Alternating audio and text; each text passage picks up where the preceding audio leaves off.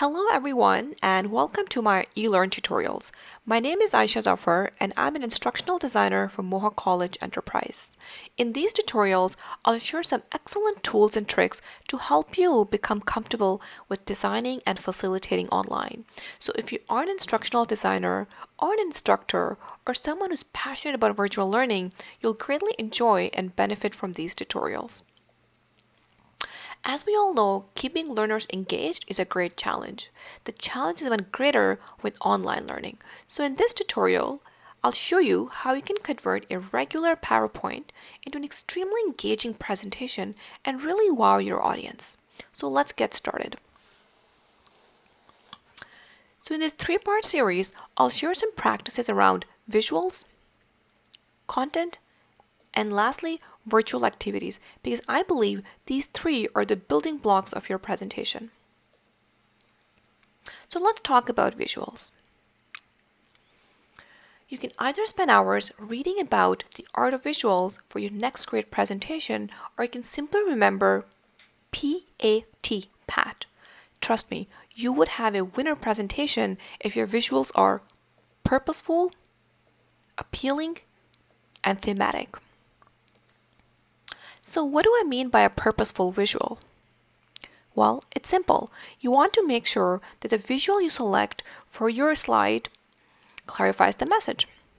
In other words, the picture you select for your slide should help the learners understand the information better. Let's look at an example. I want you to take a few seconds and look at the image on the right. Now, let me ask you this. What do you think is the relationship between the content on the left and the image? Would it help your learners better understand the stats provided? Because I would say no, and I would consider this image not purposeful, since it's not relevant to the information. Now, let's convert this into a slide with visuals that would make the information easier to follow. So you can clearly see that these three visuals that I've created are very effective since they're better integrated with the content and help you understand the information better. Your visuals should also be appealing. Although there are numerous methods to achieve that, I'll share a few today. So we're going to focus on the content of the visual, but also the shape and form. So try to select visuals that I call a deviation from the regular, so they're unique and different. So let's look at the image and the details of it on the left. You would think that the image on the phone camera would be the same as the object, so a person being captured. Well, this is not the case.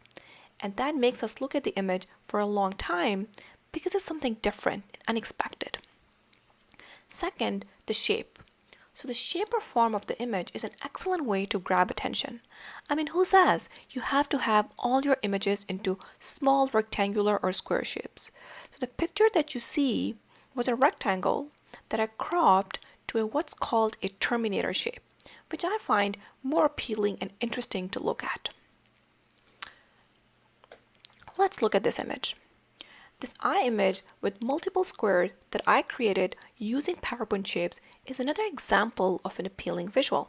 So the overall shape of the image is very unique and the eye itself is painted with different colors, making it even more unique. So in my future tutorials, I'll share how to select and transform regular images to awesome visuals. Finally, visuals that you choose should fit well with the topic.